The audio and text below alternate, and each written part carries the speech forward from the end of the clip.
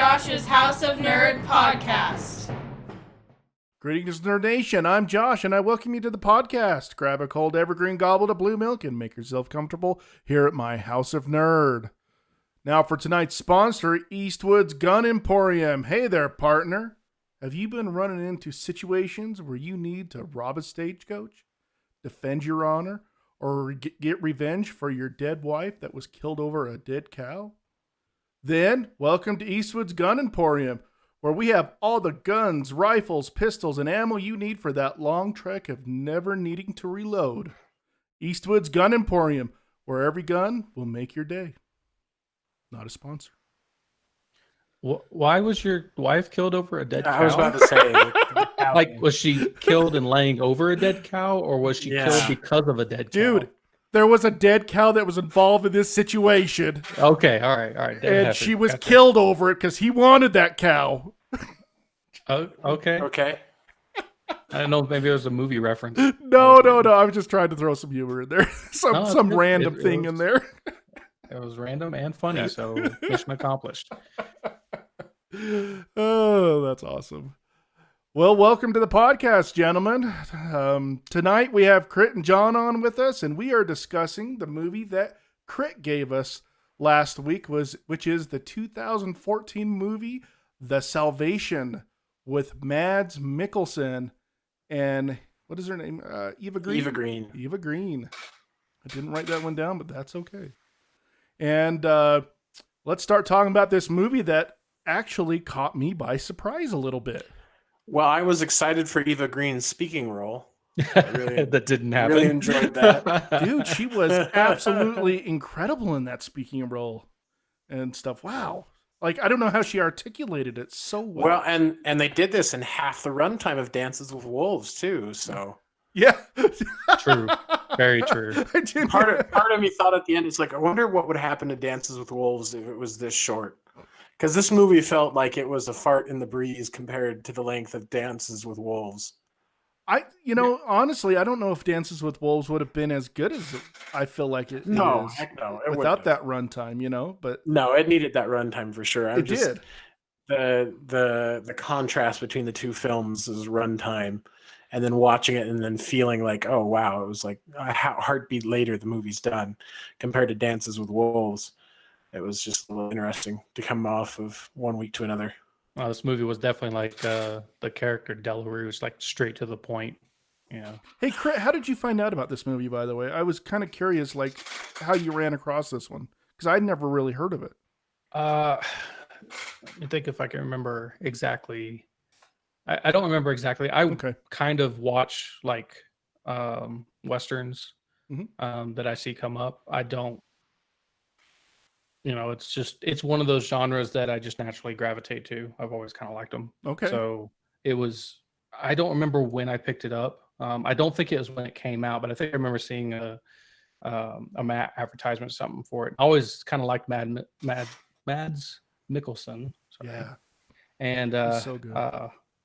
And so I was like, oh, well, I like him, and, it's a Western. It might be all right. And watched it, and I was like, yeah, that's pretty good. It's straight to the point, and, there's not really a whole lot of fat on that story. No, that's got to be one of the leaner beginnings, but it sure gets your attention really quickly with him bringing his wife over and him seeing his son, like, after, I don't know how long, I can't remember how long. It was 7 years. 7 years.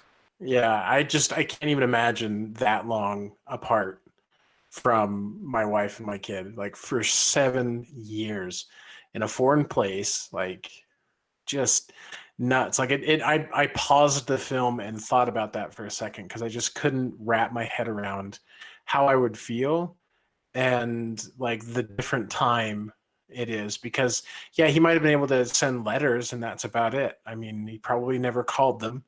Probably never. Yeah, probably not. Yeah. So, I mean, because long distance, not necessarily a thing at this point in time. So there's no FaceTiming. So 7 years in letters. Yeah, and I think 7 years, I think his kid was about 12. So that means he left when he was 5 at least, or somewhere around 5. Yeah, it'd that be kid like doesn't know him. Yeah. Yeah. Oh, clearly, like when he saw him the first time, it was it was just kind of like, "Hey, boy," and the kid was kind of like, "Yeah, I don't know who you are, man." Yeah. I mean, just clearly saw that when they got off of the train. They were definitely strangers. Yeah. Oh yeah. Yeah. And the acting there was great. I appreciated the little screen time the kid had. He did a great job with. Yeah. You could definitely see where it was going after they got into that stagecoach and they kicked that couple out. I mean, I don't know. Yeah. I don't know if you saw it 100%, but you knew there was trouble going to happen. Oh, I think there was 100% there for me. I knew it was going to happen. And then the anxiety in like the first 10 minutes was just intense. Like, okay, is it going to happen now? When's it going to happen? It's going to happen, and it's going to happen soon. Yeah, this movie really don't want to watch. I'm going to subtle. skip this. Yeah, the movie's not subtle at all. Really, just want to skip this. Yeah, it's just what the inciting incident's going to be. You just don't know exactly what the details are going to be. You know what was incredible about this movie? So, like, you didn't see much of action at that point, at the beginning, and up into the part where they basically, kicked him out of the stagecoach to rape his wife. But when that all happened and he started coming for them, I mean, it was incredible, just the ferocity he had. I mean, anybody would be ferocious over something like that. His acting is just a testament to him, man. He is such a good actor, and it's just right there in that scene where he's going after those guys. It just shows right there without saying a lot, man. He just, goes and just takes charge of that situation and of that scene. I thought that was pretty awesome. Especially after he killed that first guy out, not the guy that was, the one that was out in the woods a little bit. Was standing on the other side of the coach, or the one that he chased down? The one he chased down. Again? Okay, gotcha. Yeah, the one he chased down. So yeah, he didn't sit there and revel in it. He didn't let them beg for mercy or anything like that. It was just, bam, it's done. Yeah, exactly. Well, and that's how most of the deaths were in this film. It was bam, it's done. Yeah, for the most part. Yeah. The death of his brother. Like suddenly he's dead. Like they have the whole scene where they split off. That was a bit stomach wrenching a little bit. Just the whole thought of it within less than 30 minutes. Alive behind there. Yeah. He was alive when they started dragging him back to camp. So, and within 30 minutes of the movie starting, his entire family that he has is gone. Yeah. I mean, that's pretty gut-wrenching. They established the bad characters pretty solidly. Like I said, not subtle, but I don't know. I thought it worked well. It's like a stoicism on both sides, on the part of Mads' character, and then also on the part of Morgan's character. I think the big bad, he was just the right amount of menacing and just calm, but I don't know.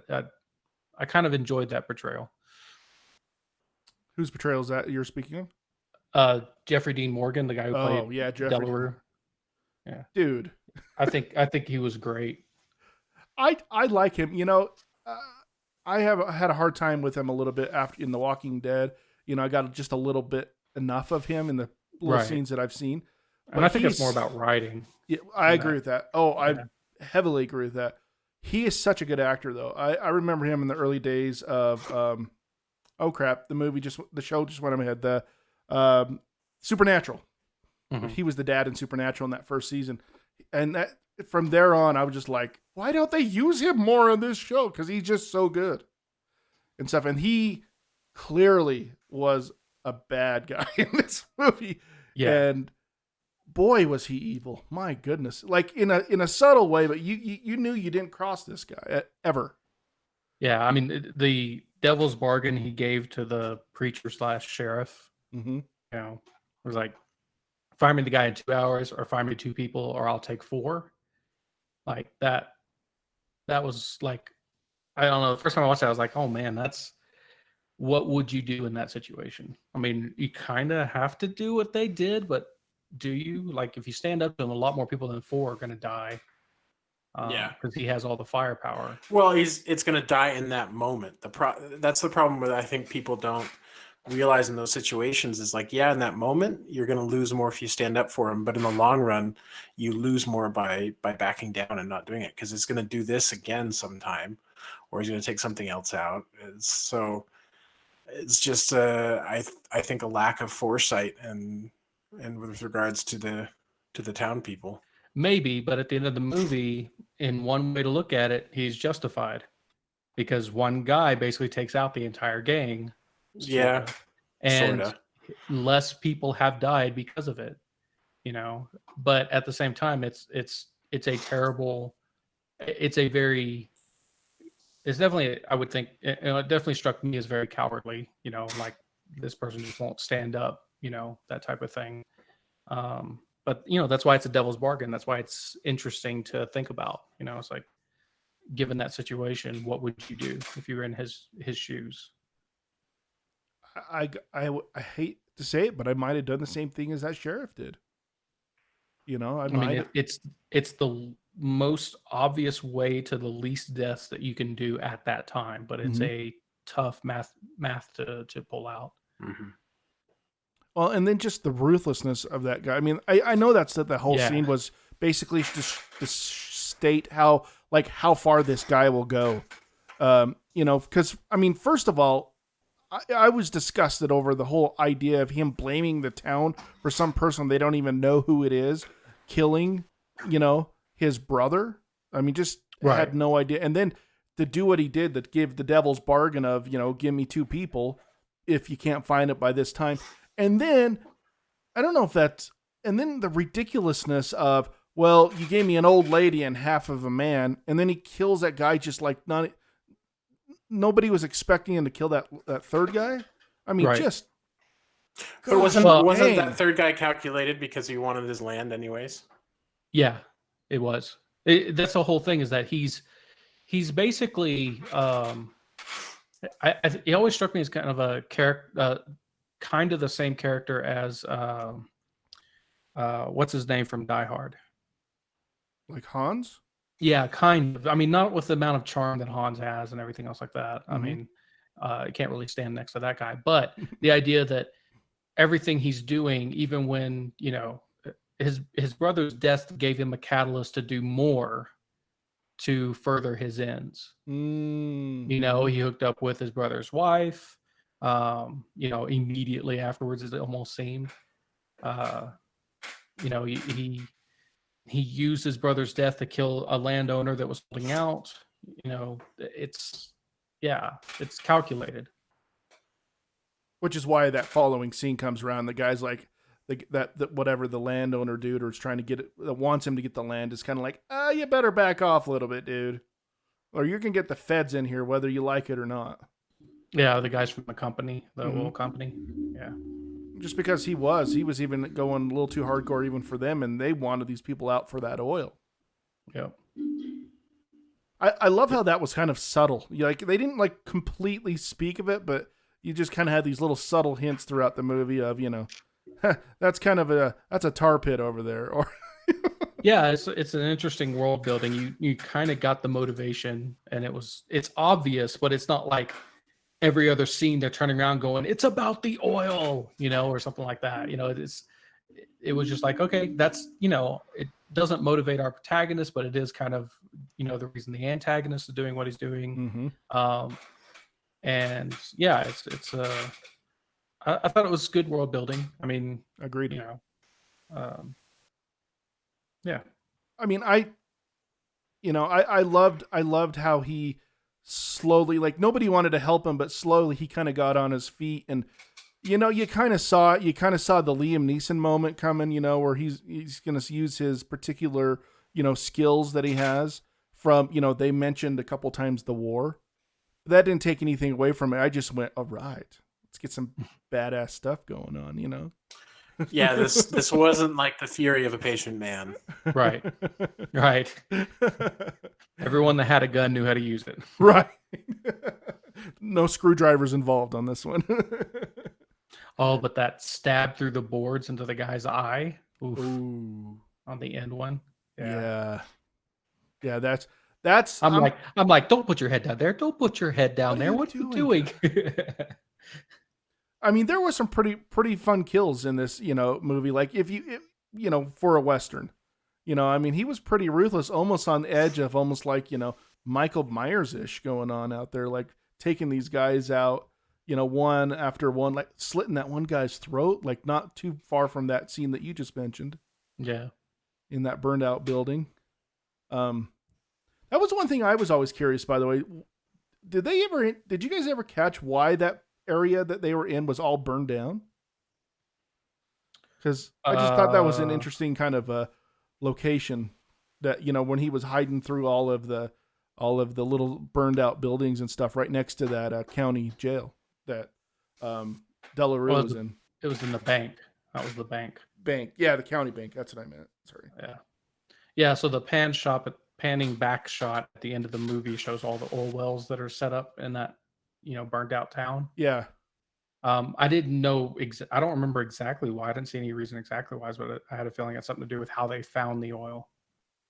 Oh, that makes sense. I didn't even think. I mean, maybe I don't know for sure, but that's my speculation. Is that they found the oil that it burns and it burned the city down type thing? They relocated the city to a different place, but the bank is the only thing that stood, and those guys made it their base. But I don't know if that's 100%. That makes a lot of sense, though, man. I never even thought about that, because why would they kind of kept that pump until the very end, kind of like almost off to the side. I mean, that was kind of a reveal at the end. Yeah. Well, especially the number of pumps that were there. Yeah. Or the number of towers, anyway. Yeah, exactly. And stuff. But I really enjoyed that whole scene within that little town and stuff. And I really liked, I don't know, just how brash he was, going into that city, him and his brother, and then at that first time, and then him coming back with the boy. Mm-hmm. And stuff like that, trying to, get revenge for his grandma. But I mean, some of those gun scenes are just, it's just a fun watch. Well, I mean, I thought the townspeople were cowardly, obviously in their interactions with Delarue. I thought that, but I didn't hate them until they drugged the guy with amputated legs out to be the second offering.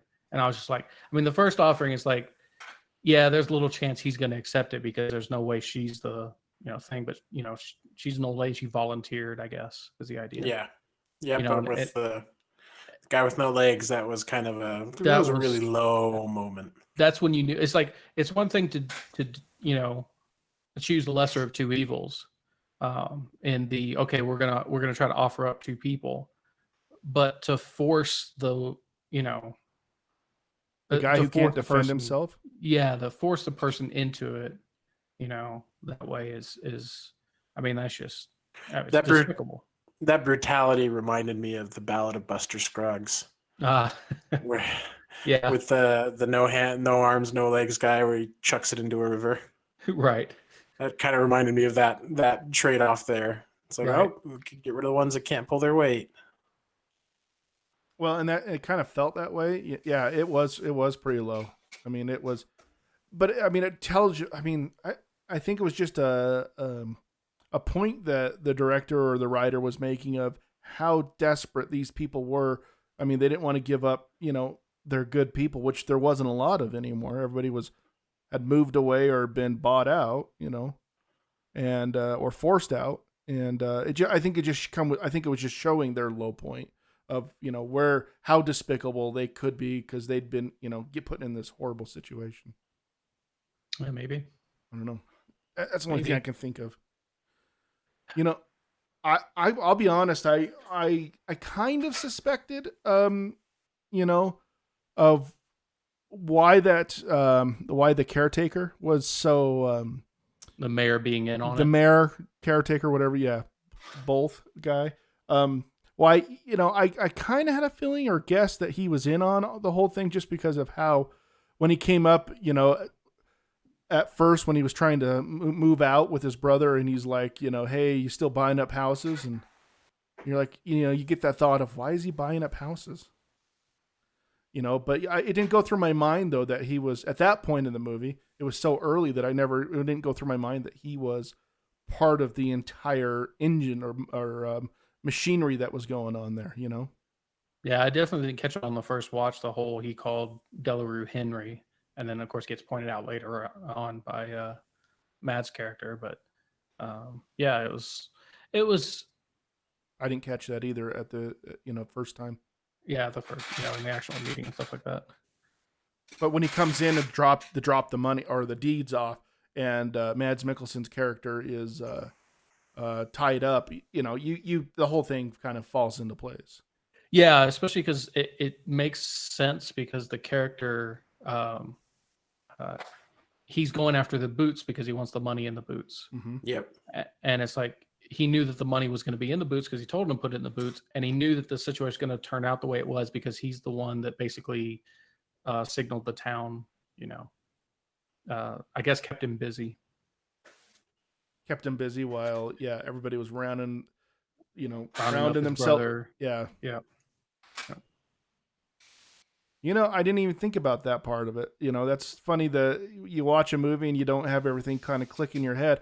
I didn't even think about it at that point. Now that we're bringing it up, that, he was holding him back while they were rounding him up. I don't know why. It was clearly there, but it's just kind of funny when you're kind of involved in a movie and you're watching that. Sometimes the little cues you don't catch. And that's definitely one I didn't catch. I just thought, okay, someone might have saw. Well, there's that one lady. I guess there's the one lady that was going to that got kicked out of the stagecoach. Oh, okay. Yeah, that went to the sheriff. Yeah. Yeah. But I didn't think about him being part of that too, of holding him back, because he clearly was. Yep. To hold him back to try to round him up and stuff. Huh, that's interesting. That's kind of a thing. It's fun to when you don't see stuff like that and see it later. But yeah, that was an interesting character. That guy, because he came off the mayor just came off such a nice guy, And what else has Jonathan Pryce been in? He's been in a bunch of other stuff, I think. Jonathan Pryce? That's the mayor. That's the mayor. That's the actor. That's his name. Oh yeah, I'm looking at a picture of him right now, and he was one of the. He's a Bond villain in one of the Bond. Tomorrow films Never Dies. Yeah. He was also in Game of Thrones. He was the High Sparrow. Yeah, and he's in Pirates of the Caribbean as well. Ah.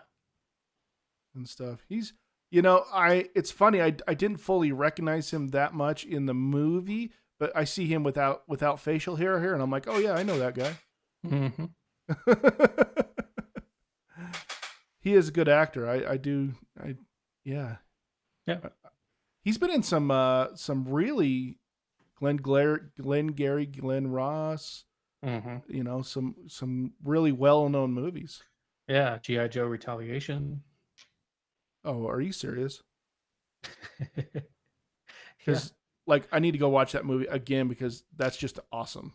I've never finished it for the first time, so I have it on DVD. No, I'm just joking. I really don't have that one on. I have the first one though, and if I do, I might have the second one on there. But if I did, I literally bought it in the $5 bin. I did not pay full price for that thing at all. That is a pile of garbage. Anyway. Well, is there anything else that stuck out to anybody about this movie? I mean, I thought it was a good, well shot, pretty well acted, but very straightforward revenge Western. Yeah, I agree. Yeah. I would just throw out to anybody who's listening, any of our 47 listeners that are out there. Oh, there'll be 52 after this one. I'm sure. Heck yeah! If anybody gets a chance to watch this movie, it absolutely caught me by surprise on how much I enjoyed this movie, because it was uncomfortable at times, but it was one I was just kind of like, when I came into it, I was just like, I've never heard of this before. I'm not going to enjoy it, and I came walking away like, good call, Crit, good choice. I don't know. It was just such a shock. I guess that's why I'm still kind of surprised on how enjoyable I thought this movie was. It's just kind of that way when you're not expecting something to be that way. So good call, Crit. Is all I can say. Thanks. So let's go. If nobody has anything else to say to it, let's go to the ratings. Crit, you want to start? Sure. I have. I'll give this one 16 out of 25 oil pits. Okay. John, what's yours, buddy? I'd watch this film with my mother. My mother grew up watching westerns with her dad, so I don't think this would be anything out of the ordinary with her. Cool. I think I would personally give this one. I've kind of gone back and forth on how high I How should you're go. doing your ratings? No. I know. It just I'm just trying to think of a number. I didn't want to go like crazy high. I mean, I really like this, but I didn't want to like blow my numbers out of the water anyway. But and I was trying to think of something funny to say, and I can't. So I'll be giving this 8 out of 10. right. 8 out of 10 men being drugged behind a horse. How about that? And would I buy this movie? I don't know if I would buy it. Well, yeah. If it was like on like, you know, the normal, you know, maybe on sale or something like that, I'd buy it. All right. Fair enough. I think this has got a rewatchability factor, definitely. I know my stepdad would love this movie. There you go. He loves westerns. He might have already seen it. I need to bring it to his attention. It was 6 years ago, so when it came He out. loves Eastwood, man. He's got every Eastwood movie ever made. So I wouldn't be surprised if he liked something, if he knew about this. If he doesn't, he needs to and stuff. But all right, John. What do you have for us for next week? Do you want to introduce the genre? Oh, let me do that. Thank you, guys. That's why I've got you here, to keep me straight.